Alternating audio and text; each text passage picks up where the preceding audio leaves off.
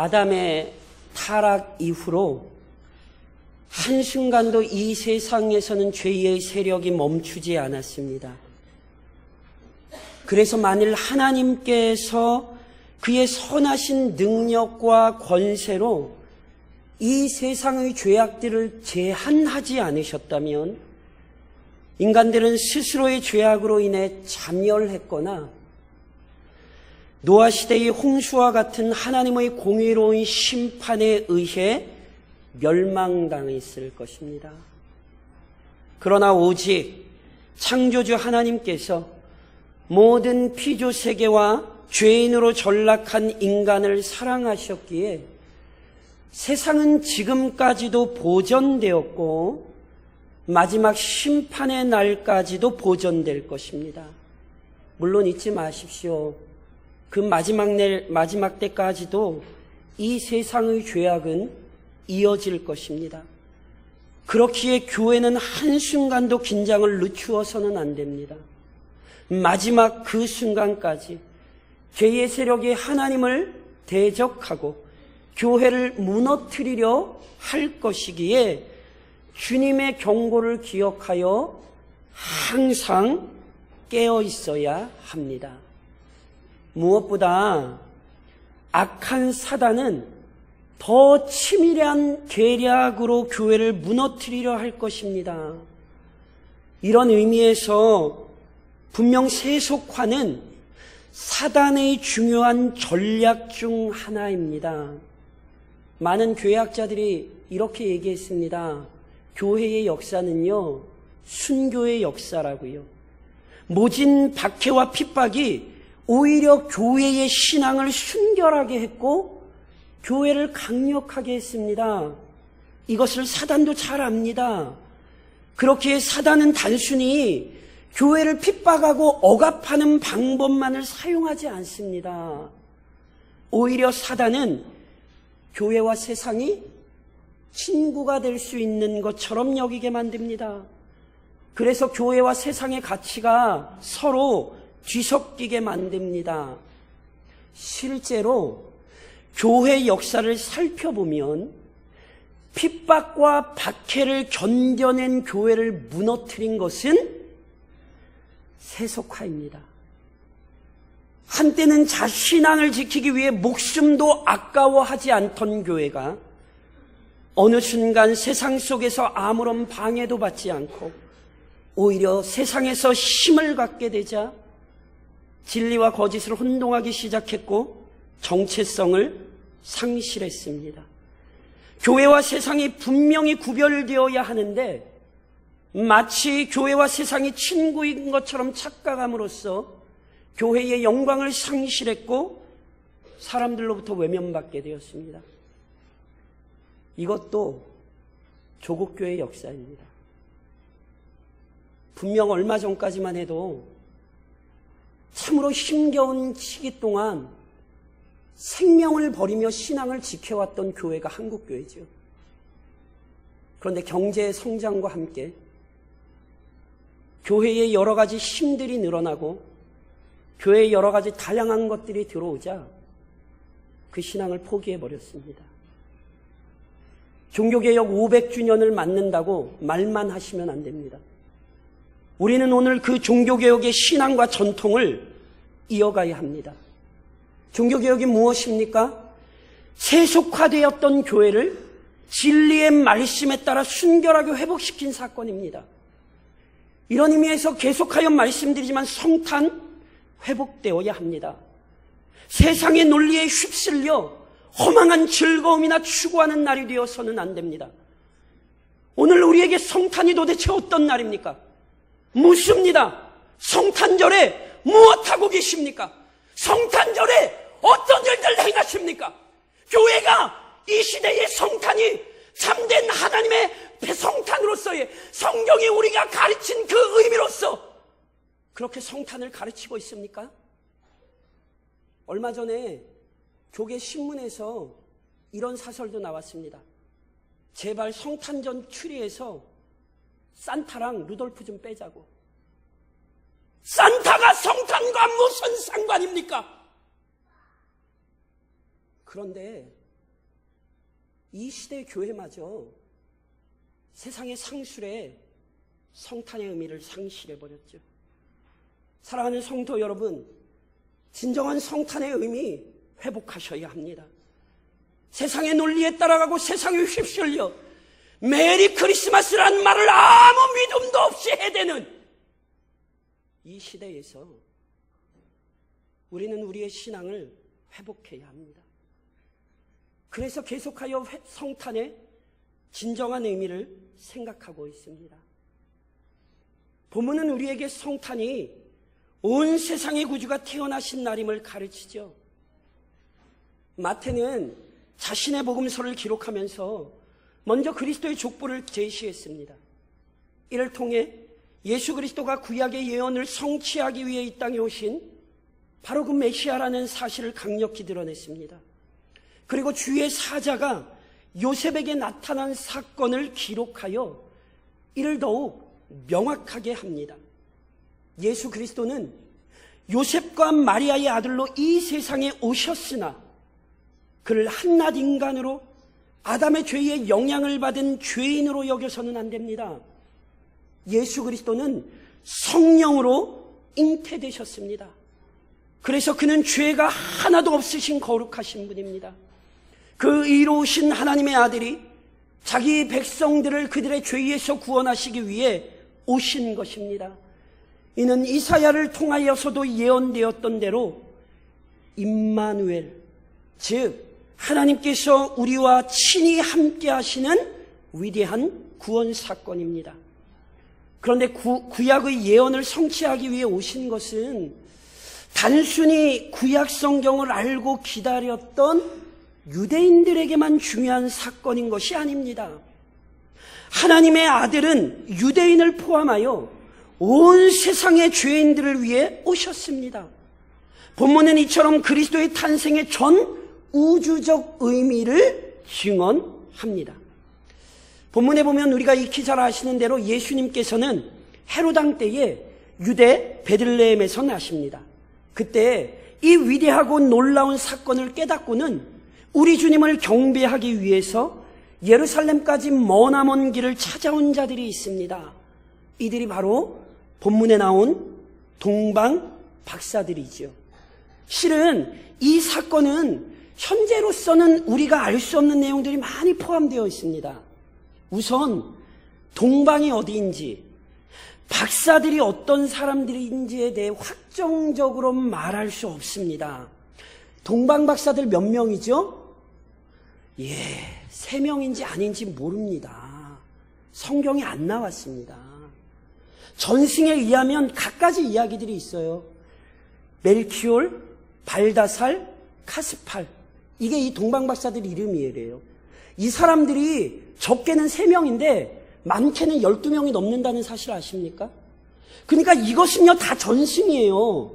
성경처럼 오류가 하나도 없는 하나님의 말씀이 아니라 그냥 사람들의 입을 통하여 전해져 온 이야기들입니다. 또한 이 박사들이 별을 보고 예루살렘에 찾아오거든요. 별을 보았고 이 별을 보고는 예수님께서 유대인의 왕으로 태어나신 것을 알았어요. 그런데 그 이유를 우리는 실은 알 수 없어요. 구약에 별로서 예언된 게 있는데 그것을 우리 예수님의 직접적인 탄생과 연결시킬 수 없거든요. 게다가 동방 박사들은 별을 보고 찾아왔지만 당시 사람들에게는 이 별이 아무 의미가 없었습니다. 실은 별과 그리스도의 탄생의 연관성은 동방 박사들의 고백과 사건의 결과를 보고 확인만 할 수 있을 뿐입니다. 실은 동방 박사에 대해 우리가 모르는 게 너무 많아요. 물론 그렇다고 해서 아예 모르는 건 아닙니다. 우리가 정확히 알 수 있는 몇 가지 사실들이 있습니다. 우선 동방 박사들은 이방인들입니다. 박사들의 출신과 직업은 알 수 없지만 이들이 이방인이라는 사실은 명확히 알아요. 그리고 이 동방 박사들의 행적으로 인해 그리스도의 탄생이 유대 땅에 정확히 알려집니다. 이들이 예루살렘에 와서 물은 질문이 뭔지 아십니까? 왕이 나셨습니까? 안 나셨습니까? 이거 안 물었어요. 우리가 동방에서 보고 그의 별을 보고 경배하러 왔는데 유대인의 왕으로 나시니가 어디 계시냐? 유대인의 왕은 이미 태어났어요. 그러니까 이들의 말은 예수님의 탄생을 역사적 사실로 증명하고 있는 거예요. 게다가 동방박사들은 실제로 그리스도를 찾아가 경배했습니다. 아주 중요합니다. 이들은 분명 태어나신 분이 유대인의 왕이라고 표현했거든요. 그런데 단순히 이들은 유대인의 왕으로만 알고 있지 않았습니다. 왜냐하면 단순히 그냥 유대인의 왕이기만 했다면 뭐 하려고 이방인들이 그 먼 거리를 찾아서 예수님께 경배하러 왔겠습니까? 그러니까 아기 예수께 대한 경배는 예수 그리스도께서 단지 유대만이 아니라 모든 민족과 열방의 왕이라는 사실을 확인시킨 거예요. 그리고 이 사실에 대해서도 성경이 정확히 예언을 했죠. 앞서 저랑 살펴보셨던 것처럼 아브라함과 다윗의 자손이 하는 일이 도대체 뭐였습니까? 하나님께서는요, 아브라함의 씨로 말미암아 천하 만민이 복을 얻게 하시겠다고 말씀하셨잖아요. 다윗의 후손에게 뭘 약속하셨습니까? 모든 열방을 다스리는 영원한 나라, 영원한 왕국을 약속하셨잖아요. 그러니까 이 약속에서 이미 볼 수 있는 것처럼 예수님은 한 민족이 아니라 온 열방을 위한 구원자입니다. 메시아가 유대인만을 위해 오신 분이라고 생각한 것은 유대인의 착각이지, 하나님께서 아브라함과 다윗에게 주신 약속도 아니고 구약의 선지자들이 했던 예언의 내용도 아닙니다. 동방박사의 방문과 경배는 메시아의 온 우주적 왕권을 확인시켜 주는 것입니다.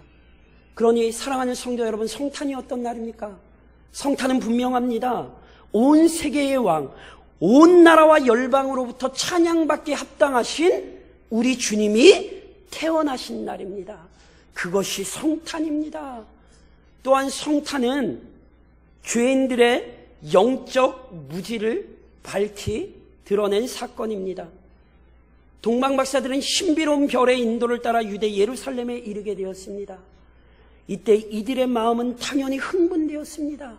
이제 곧 태어나신 왕을 만나게 된다는 생각에 가슴이 벅차올랐죠. 그래서 예루살렘에 들어오자마자 거주민들에게 물은 거예요. 왕이 도대체 어디 계시냐고. 그러나 동방박사들의 질문에 대한 예루살렘의 반응은 전혀 의외였습니다.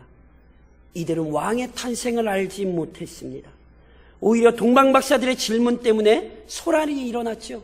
오늘 우리가 읽은 본문 3절에 보니까 헤롯 왕과 온 예루살렘이 듣고 소동한지라. 왕이 났다는 소식을 듣고 온 나라가 예루살렘에 난리가 났습니다. 물론 헤롯 왕과 예루살렘 거주민들이 소란스러웠던 이유는 조금 다릅니다. 여기 본문에 나오는 헤롯은 일명 우리가 헤롯 대왕이라 부르는 사람입니다. 그런데 이 헤롯이라는 사람은 원래 유대 사람이 아니라 에돔 사람입니다. 에돔 사람 누구의 후손인지 아십니까? 에돔 사람 에서의 후손입니다. 에서의 후손. 그러니까 헤롯 왕은요 에서의 후손이에요. 근데 왜 에서의 후손이라는 게 놀랍죠? 에서가 누군지 아시죠? 에서는요 유다 민족의 조상인 야곱의 쌍둥이 형입니다. 그런데 성경을 보면 잘 아시잖아요. 야곱은 하나님의 택하신 자들을 상징하고요, 에서는요 버림받은 자들을 상징합니다. 이것은 이스라엘과 에돔의 역사를 통해서도 그대로 재현됩니다. 에서와 야곱은 서로 대적했지요. 에서가 야곱 죽이려고 그랬잖아요. 그 후손들도 똑같습니다. 에돔과 이스라엘은 사이가 좋지 않았습니다. 특히나 에돔은요 나중에 남유다가 바벨론에 의해 멸망당할 때 도와주기는커녕 같이 괴롭혔습니다. 그러니 유대와 에돔과의 그 관계는요 끊임없는 분쟁입니다. 그거 아세요? 팔레스타인에서 지금 또 난리 났잖아요. 그게 민족적으로 누구의 싸움인 줄 아십니까? 이삭과 이스마엘의 싸움이며 야곱과 에서의 싸움입니다. 그 싸움이 지금도 일어나고 있잖아요. 그러니 보세요. 에돔 사람이 왕이 됐어요. 좀 이해가 안 되지 않습니까? 어떻게 철천지 원수인 에돔 사람이 왕이 됩니까? 이유가 있습니다. 헤롯은요, 한마디로 탁월한 정치꾼이었습니다. 헤롯은 에돔 귀족 가문 출신이었는데 이 사람이 머리가 굉장히 좋아서요, 당시 혼란스러운 정세 속에서 여러 가지 공적을 세움으로써 로마 황제에게 신임을 얻었고, 그래서 결국 유다 왕으로 책봉되었습니다. 물론 에돔 사람으로서 유다를 다스리는 것은 여러모로 쉽지 않았습니다. 그래서 헤롯이요, 어떻게 해서든지 유다 사람들의 환심을 사려고 한 대표적인 일이 있습니다. 그게 바로 뭐냐면, 남유다 백성들이 바벨론 포로에서 돌아와 성전을 다시 재건하지요. 일명 수룹바벨 성전입니다. 헤롯이요, 그 수룹바벨 성전을 보수하고 증축합니다. 얼마나 대규모 사업이었든지 정작 자신이 살아있는 동안에 끝내지도 못했습니다. 뭘 보여주는 것입니까? 헤롯이 유다 사람들에게 잘 보이려고 얼마나 노력했는지를 보여주는 거예요. 그런데 보세요. 자기는 잘 보이려고 그렇게 노력하고 있는데 유다의 왕이 태어났대요. 헤롯의 마음이 어땠겠습니까? 이 사람은 거의 정신이 반 나갔습니다. 반면 예루살렘 사람들은 다른 이유로 소동했습니다. 남유다는 70년이라는 바벨론 포로를 마치고 풀려나 유다 땅으로 돌아오긴 했습니다. 그런데요, 그 이후에도 여러 민족들의 간섭과 통치를 받아야 했습니다. 그때마다 유다 민족이 겪는 고통은 이루 말할 수 없습니다. 그게 지금까지도 이스라엘의 역사라는 것 아십니까? 자치 왕권을 이스라엘이 가진 지가 실은 얼마 안 됩니다. 그러니까 남유다 포로 끌려간 이후에요, 유다의 역사는요, 혼돈의 역사였어요. 그러니 보세요. 새로운 왕이 태어난다는 게 유다 사람들에겐 별로 달갑지 않아요. 왜냐하면 또 다른 정치적인 소용돌이에 휘말리지 않을까, 그것부터 염려했던 것이거든요. 그런데 이것이 슬프게도 당시 예루살렘의 분위기였다니까요. 메시아가 탄생했는데 전혀 기쁘지 않습니다. 왜요? 이 사람들은 성경이 가르쳤던 메시아 탄생의 의미를 바르게 이해하지 못했기 때문입니다. 다시 말씀드리면 영적으로 무지했습니다. 헤롯 왕이나 남유다 백성들이나 하나님의 말씀을 깨닫고 있지 못했어요. 그런데 헤롯이나 유다 백성들만 그런 게 아니에요. 오늘 저랑 읽으신 본문에 보면 헤롯이요, 동방 박사들의 얘기를 듣고는 그 마음에 불이 일어나자 우선은 종교 지도자들을 부릅니다. 그리고는 물어요. 야, 그리스도 어디서 태어나냐? 그랬더니 더 재밌는 건 종교 지도자들이 너무너무 당연하다는 듯이 그냥 대답을 해버려요. 오늘 저랑 읽은 5절로 6절 보면 이르되 유대 베들레헴이음, 이는 선지자로 이렇게 기록된 바 또 유대 땅 베들레헴아, 너는 유대 고을 중에서 가장 작지 아니하노다. 내게서 한 다스리는 자가 나와서 내 백성 이스라엘의 목자가 되리라. 압니까 모릅니까? 알아요. 그냥 입에서 술술 나와요. 이것이 얼마나 슬픈 장면인지 이해가 되십니까? 유대 사람들은요, 메시아를 기다렸던 사람들이에요. 어디에서 태어나실지도 알았던 사람들이에요. 그러나 정작 주님께서 이 땅에 오셨을 때 그 사실을 몰랐습니다. 누가복음에 보면 예수님께서 태어나실 때 장면을 성경이 이렇게 기록하죠. 그 약혼한 마리아와 함께 호적하러 올라가니 마리아가 이미 잉태하였더라. 거기 있을 그때에 해산할 날이 차서 첫 아들을 낳아 강보로 싸서 구유에 누웠으니 이는 여관에 있을 곳이 없음이로라. 예수님께서 오실 때 유대인들 환영 안 했어요. 예수님은 태어나 누우실 곳이 없어 말구유에 누워 계셨어요. 이게 얼마나 아이러니입니까? 이게 정말 메시아를 기다렸던 사람들의 반응입니까? 그래서 사도 요한 역시 자신의 복음서에서 이렇게 기록했지요.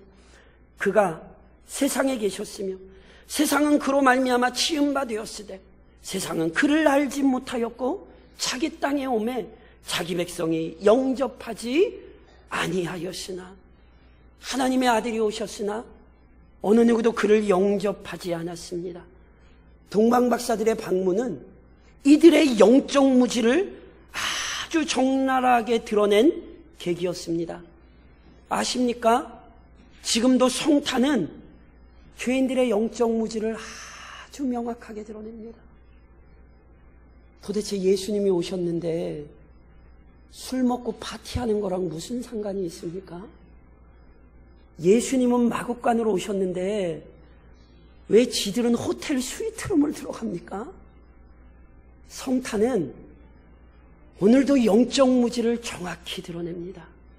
성탄을 어떻게 맞이하는가를 보면 그 사람의 영적인 상태가 드러나는 것입니다. 또한 성탄은 그리스도에 대한 상반되는 영적 상태가 아주 정확히 확인된 사건입니다. 동방박사들은 그리스도를 찾는 일에 대해 예루살렘 사람들에게는 도움을 얻을 수 없다는 사실을 아주 금세 알게 되었습니다. 오히려 유대인들은 선조들의 가르침에 따라 간절한 마음으로 메시아를 기다리기는커녕 자신들의 헛된 소망에만 사로잡혀 있다는 사실을 확인할 수 있었습니다. 그러나 동방박사들은 그리스도에 대한 예루살렘의 냉담함과 소동에 휘말리지 않았습니다. 그리고 그리스도를 경배하기 위해 시작한 자신들의 여정을 멈추지도 않았습니다. 그들은 묵묵히 그리스도를 찾아 움직였습니다. 무엇보다 별을 통한 하나님의 인도하심이 중단되지 않았지요. 그래서 아기 예수가 계신 곳을 실제로 찾을 수 있었습니다. 그리고 아기 예수를 진심으로 경배했습니다. 오늘 그래서 읽으신 본문 11절에 보니 집에 들어가 아기와 그의 어머니 마리아가 함께 있는 것을 보고 엎드려 아기께 경배하고 보배압을 열어 황금과 유향과 모략을 예물로 드리니라. 뭘 드렸지요? 황금, 유향, 모략. 실은요, 이들이 왜 이걸 드렸는가에 대해서도 학자들의 의견이 분분합니다. 통일된 견해는요, 실은 하나도 없습니다. 분명한 건 뭐냐면 이들은 참으로 귀한 것을 드렸고 인간으로 오신 예수님을 하나님의 아들로서의 권위로 인정했다는 거예요. 이방인의 경배, 이 아름다운 모습을 이미 시편 기자는 실은 이렇게 예언했습니다. 땅의 모든 끝이 여호와를 기억하고 돌아오며 모든 나라의 모든 족속이 주의 앞에 예배하리니. 비록 소수의 무리였지만 그리스도에 대한 동방박사들의 경배는 온 세상의 왕으로 오신 예수님의 영광을 드러낸 아주 중요한 사건이 됩니다. 이방인들도 아기 예수께 경배할 것이라도 성경의 예언이 성취된 순간이지요. 그리고 동방박사들의 예배는 전혀 상반된 일들이 진행된 것으로 인해 더욱 귀합니다. 먼 나라에서 베들레헴까지 예배하러 온 이들의 모습과는 전혀 반대되는 일이 메시아가 태어나신 유대 땅에서 일어나고 있었죠. 그 중심 인물은 바로 헤롯입니다. 유대 역사가 요세푸스의 기록에 의하면요, 헤롯은요 유능하기도 했지만 이 사람은 굉장히 간교하고 잔인한 인물이었습니다. 그는 자신의 정권에 눈이 멀어 있었고 왕권을 지키기 위해서 갖가지 방법을 동원했습니다. 그래서 헤롯의 아내가요 한 10명 정도 된답니다. 자녀들도 조금 있었는데 이 사람이 자기의 왕권에 위협이 된다라는 목적으로 자기 아들들까지도 잡아 죽였던 사람입니다. 그러하니 예수님의 탄생을 이 사람이 어찌 가만히 두고 보겠습니까? 그러니까 헤롯은 겉으로는 그리스도의 탄생을 기뻐하는 것처럼 행동했지요. 그래서 동방박사들에게 탄생하신 것 알려주면 자기도 경배하러 가겠다고 약속했습니다. 물론 거짓이었습니다. 헤롯의 관심은 오직 그리스도를 죽이는 것이었습니다. 그런데 이런 헤롯의 계략을 동방박사들은 눈치채지 못했을 수 있지만 자신의 아들을 이 땅에 보내신 하나님은 모르실 리 없었습니다. 그래서 하나님께서는 아기 예수를 찾아 경배한 동방박사들에게 헤롯에게로 돌아가지 말라고 경고해 주셨죠. 이에 따라 동방박사들은요 예수님을 경배한 후에 곧장 고국으로 돌아갔습니다. 하나님의 지혜로운 섭리는 이것으로 끝나지 않았지요. 주의 사자가 요셉에게 현몽했습니다. 그리고는 헤롯이 아기 예수를 죽이려 하니 속히 애굽으로 도망치라고 알려주었습니다. 그리하여 요셉이 아기 예수와 마리아를 데리고 애굽으로 도피했지요. 실은 이러한 모든 일들은요 인간의 구원을 이루시는 하나님의 위대하고 놀라운 섭리를 깨닫게 하는 거예요. 그렇죠? 그러나 헤롯은 절대 깨달을 수 없었어요. 헤롯은 동방박사들이 자기에게 안 오고 본국으로 돌아갔다는 사실을 알게 되자 억울해하면서 자신의 악한 계획을 즉각 실행에 옮깁니다. 그것이 마태복음 2장 16절에 이렇게 기록되어 있죠. 이에 헤롯이 박사들에게 속은 줄 알고 심히 노하여 사람을 보내어 베들레헴과 그 모든 지경 안에 있는 사내 아이를 박사들에게 자세히 알아본 그때를 기준하여 2살부터 그 아래로 다 죽이니. 우리가 잘 아시는 사건이죠. 헤롯이 뭐합니까? 그리스도를 제거하기 위해 베들레헴과 그 지경에 있는 2살 이하의 아이들을 다 죽여버립니다. 그는 이 땅에 오신 하나님의 아들을 경배한 것이 아니라 오히려 하나님의 아들을 대적하고 죽이려 했던 첫 번째 사람이 되었습니다. 그리고 헤롯은 자신이 얼마나 어리석은 일을 했는지를 금방 깨닫게 됩니다. 무슨 얘기냐면요, 이 사건이 있은 후 얼마 지나지 않아 헤롯이 죽습니다. 어디 갔겠습니까? 천국 갔겠습니까? 당연히 아닙니다. 이 얼마나 비참한 일인 줄 아십니까?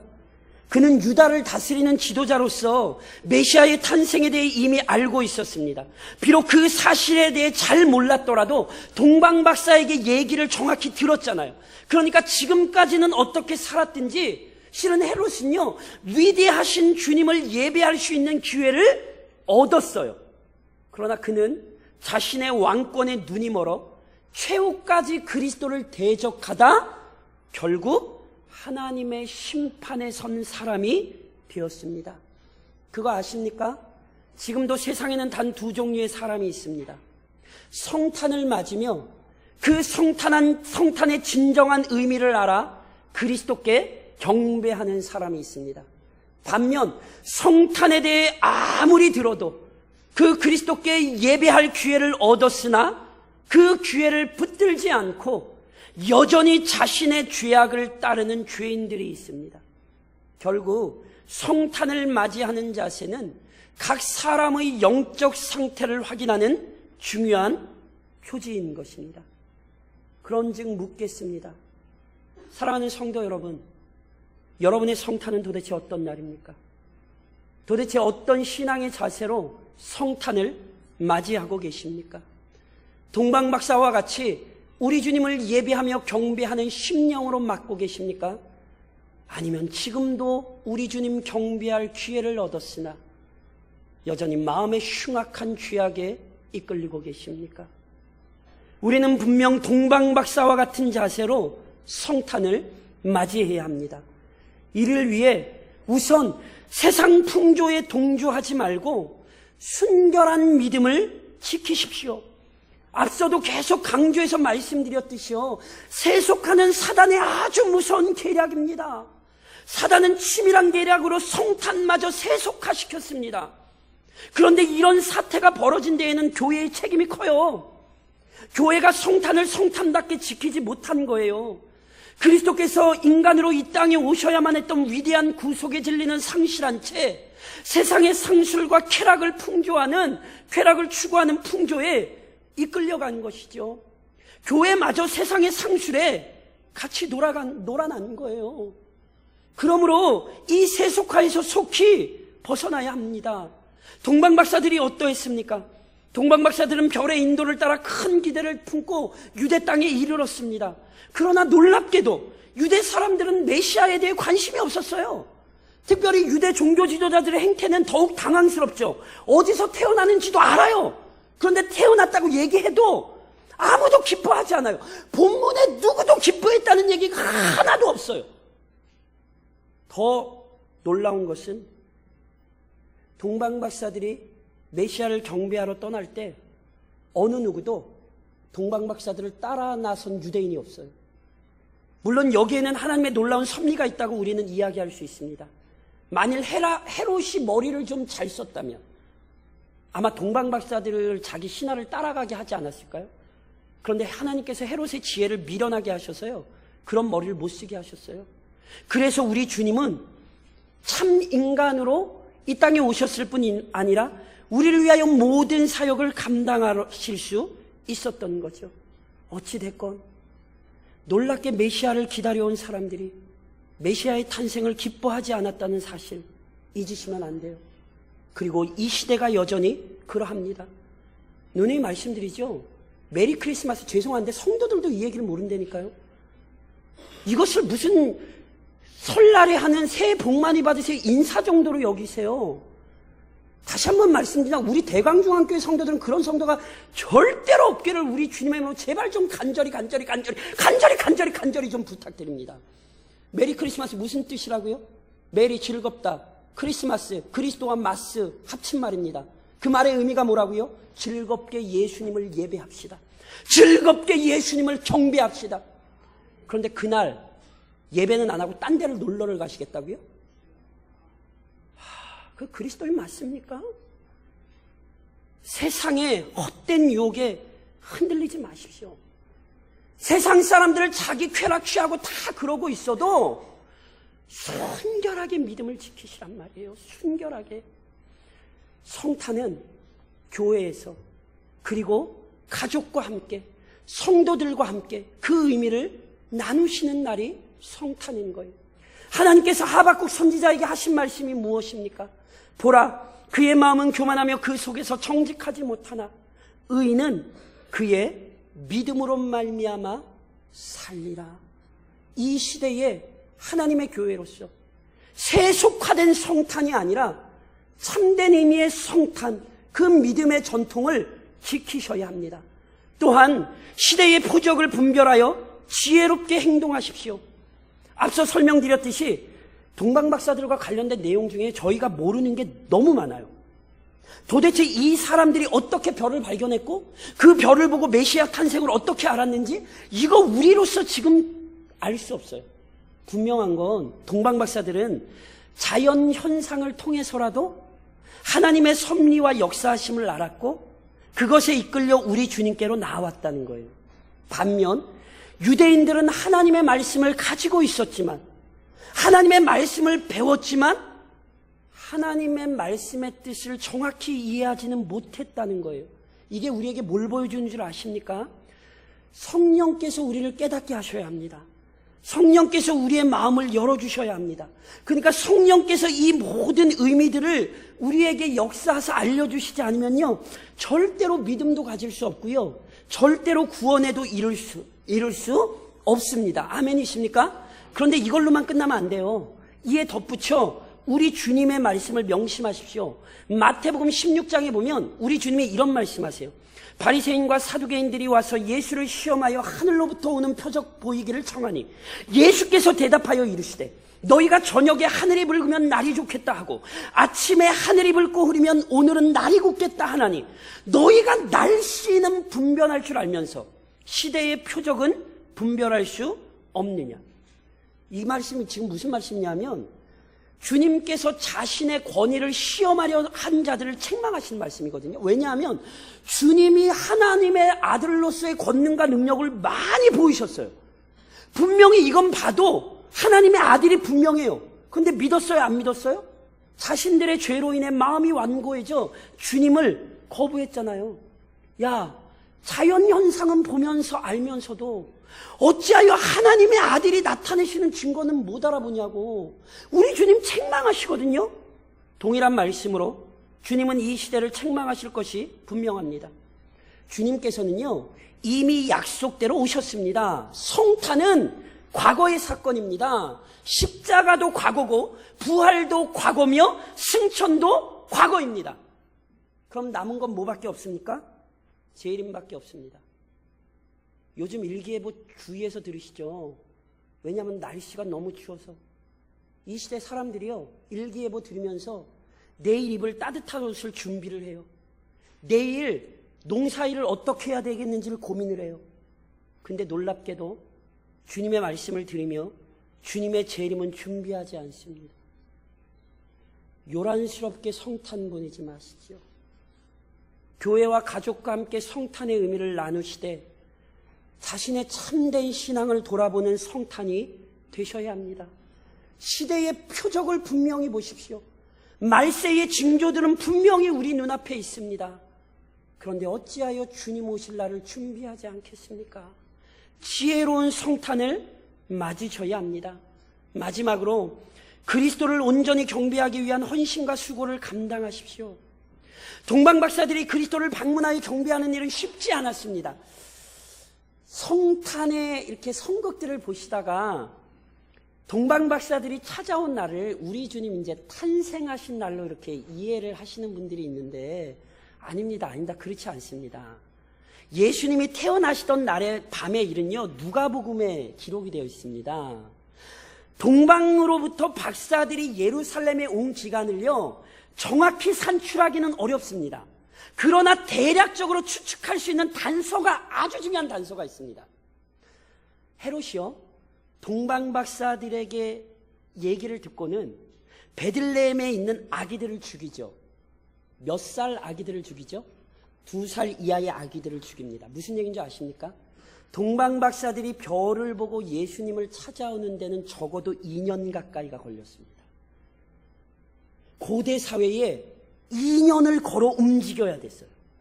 너무너무 멀고 험한 길이에요. 게다가 예물을 가지고 왔잖아요.